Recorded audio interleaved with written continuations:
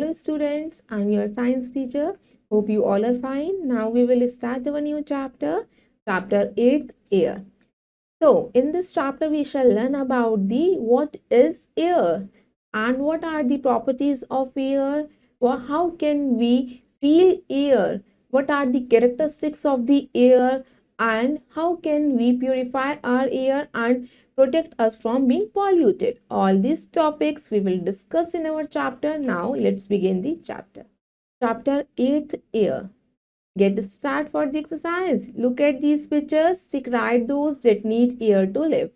Now students, look at the images and identify those images which need air to live. Now first image is a cat. But your cat is a living thing, so it also needed air to live. So tick the image.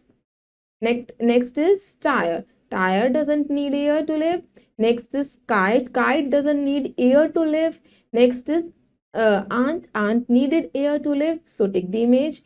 Balloons doesn't need air to live. Next is plants. Plants need air to live. Plants भी बच्चों air के through सांस लेते हैं, तो plants को भी हवा की जरूरत होती है. So tick the image. Now let's read the chapter. Air is everywhere. All living things all living beings need air to live. Without air, all living things will die. We cannot see air but can feel it when it moves. बच्चों हवा हर तरफ होती है. Living beings को हवा की जरूरत होती है जिंदा लिव करने के लिए. बच्चों हवा के बिना जो सारे लिविंग थिंग्स है ना वो डाई होने स्टार्ट हो जाएंगे.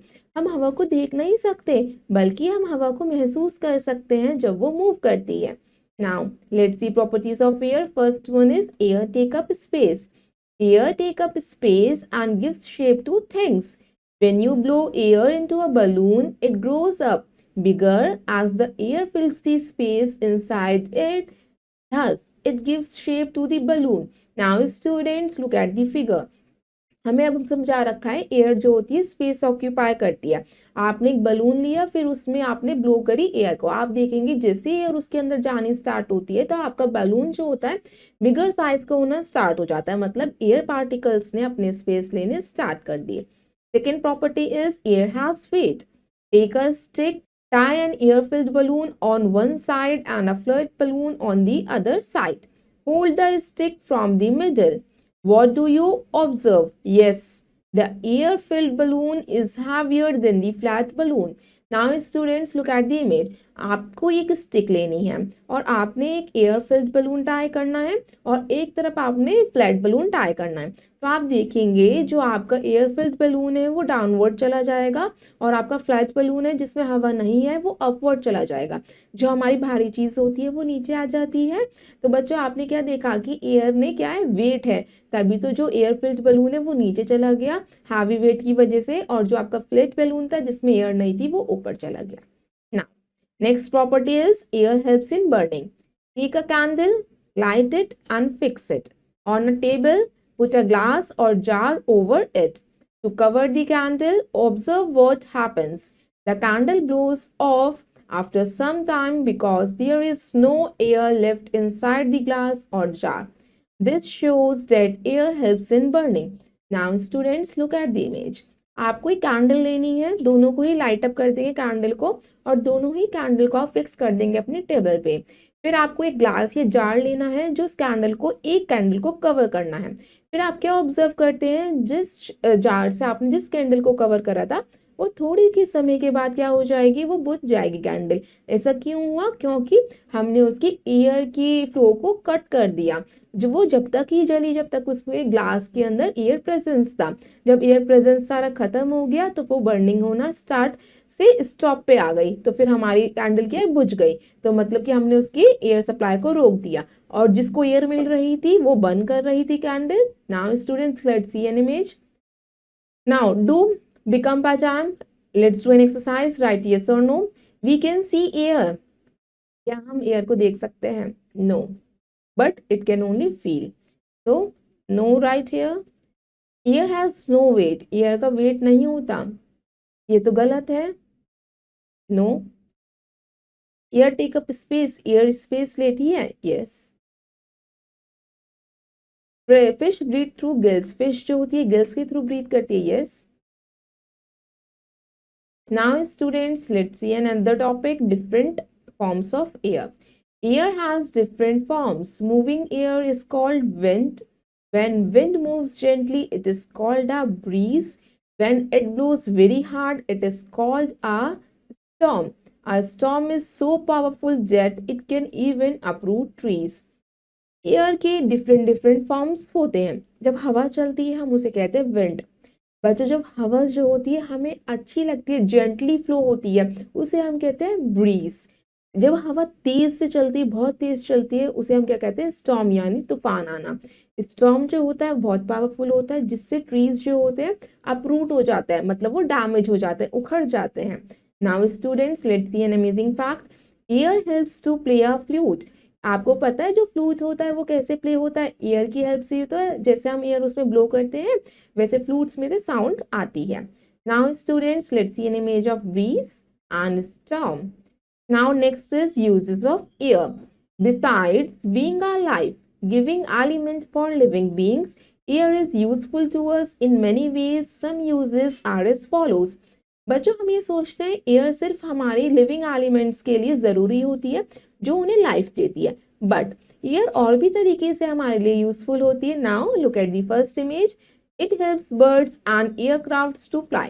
आपने देखा होगा जो बर्ड्स होती हैं, ये कोई भी एयरक्राफ्ट होता है, एरोप्लेन, वो एयर में ही तो फ्लाई कर पाते हैं. Next, it helps clothes to dry. हवा की वजह से तो आपके कपड़े जल्दी से सूख जाते हैं. It helps boats to sail. जो शिप बोट्स होती हैं वो सेल हो पाती हैं एयर की डायरेक्शन के according.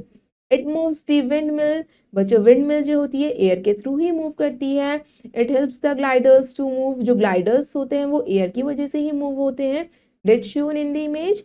Next, it makes the parachutes fly. बच्चों पैराशूट्स भी एयर की वजह से ही फ्लाई होते हैं.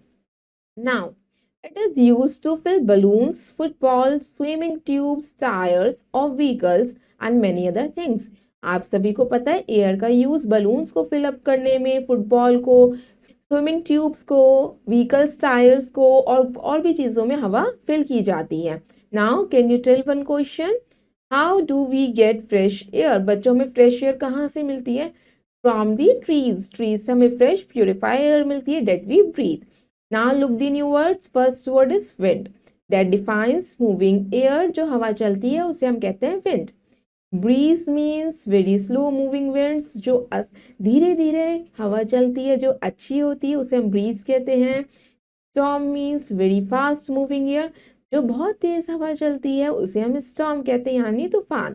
Glider means a light aircraft that flies without an engine. बच्चों ग्लाइडर एक लाइट हल्का एयरक्राफ्ट होता है जो बिना इंजन के फ्लाई करता है with the help of the air. Next, windmill means a machine that produce electricity with the help of wind. Windmill एक मशीन होती है जो हवा से चलती है और वो wind एनर्जी को हमारी इलेक्ट्रिक एनर्जी में चेंज करती है. Now let's look in a nutshell. First point, air is everywhere. हमने अपने चैप्टर में समझा हवा हर तरफ है. Air take up space and gives shapes to things. Air अपना स्पेस लेती है और थिंग्स को शेप प्रोवाइड करती है, just like balloon. When air blows very hard, it is called a storm. जब बहुत तेज हवा चलती है तो उसे हम स्टॉर्म यानी तूफान कहते हैं. Air moves the windmill. हवा की वजह से ही तो विंडमिल मूव करती है. Air helps the birds to fly. Air की वजह से बर्ड्स फ्लाई कर पाती हैं स्काई में. Air helps the parachutes to fly. Air की वजह से ही पैराशूट्स फ्लाई करते हैं. Now students, it's exercise time. Let's do exercise A. Tick right the correct option. Now read the statement and choose the correct one. Living beings cannot live without. Living beings किसके बिना नहीं रह सकते बच्चों? Air के बिना. B is the right one. You can feel the presence of air when it. बच्चों आप एयर को कम महसूस कर सकते हैं जब एयर मूव करती है. C is the right answer. Air has this property. Air की इसमें से कौन सी प्रॉपर्टी होती है? वेट, कलर या स्मेल? वेट होता है उसमें. A is the right answer.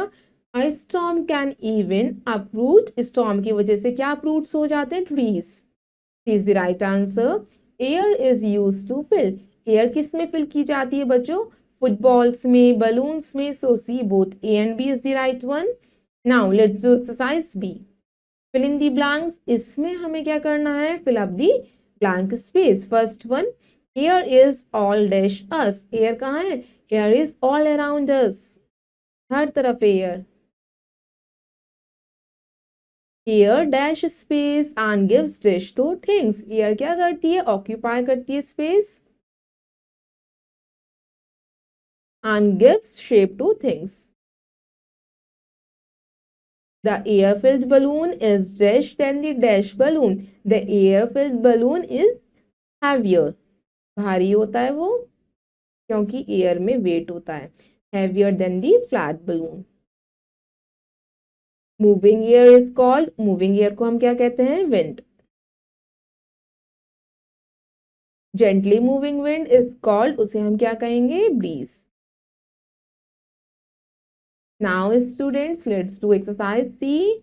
Right T for true and F for false statement. आपको अपनी स्टेटमेंट्स को रीड करके ट्रू एंड फॉल्स आइडेंटिफाई करने हैं।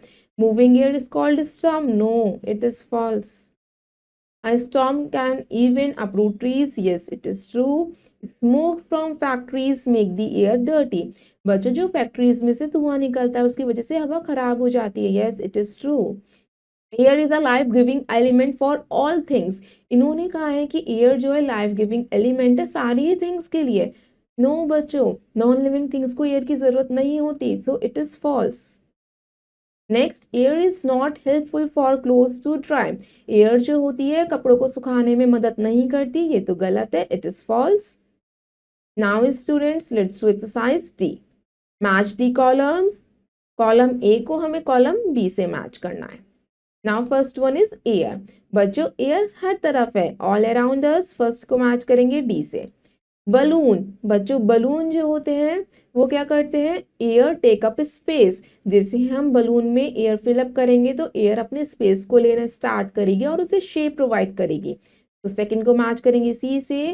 विंड क्या होती है बच्चों? मूविंग एयर, उसे हम विंड कहते हैं। थर्ड को मैच करेंगे ए से। स्टॉर्म क्या होता है? Fast and strong wind. Now students fourth को मैच करेंगे बी से।